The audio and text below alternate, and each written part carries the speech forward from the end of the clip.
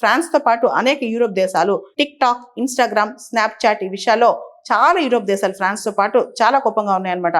ప్రత్యేకంగా చూస్తే ఆడపిల్ల యొక్క మానసిక స్థితిగతులు కూడా ఈ ప్లాట్ఫామ్స్ వల్ల చాలా ఇబ్బంది పడుతున్నాయంట. సైబర్ బుల్లింగ్ కావచ్చు, వాయిలెంట్ కంటెంట్ కావచ్చు, అబ్సీన్ వల్గర్ కంటెంట్ కావచ్చు, ఇవన్నీ కూడా 10 సంవత్సరాల్లో పిల్లలే తెలుసుకుంటున్నారు. కాబట్టి ఇవన్నీ చూస్తే కనుక మనం ఎక్కడున్నాం, ఏ పొజిషన్లోకి వెళ్తున్నాం, ప్రపంచం ఎటుపోతుంది అని చెప్తున్నారు అనమాట. అయితే ఈ డ్రాఫ్ట్ బిల్ ఏదైతే ఉందో ఫ్రాన్స్ లో అండర్ 15 కి సోషల్ మీడియా బ్యాన్ డ్రాఫ్ట్ బిల్లో ఎన్సైక్లోపీడియాస్ కావచ్చు, ఎడ్యుకేషనల్ ప్లాట్ఫామ్స్ కావచ్చు, ఇలా కొన్నిటికి మినహాయింపు ఇచ్చారనమాట.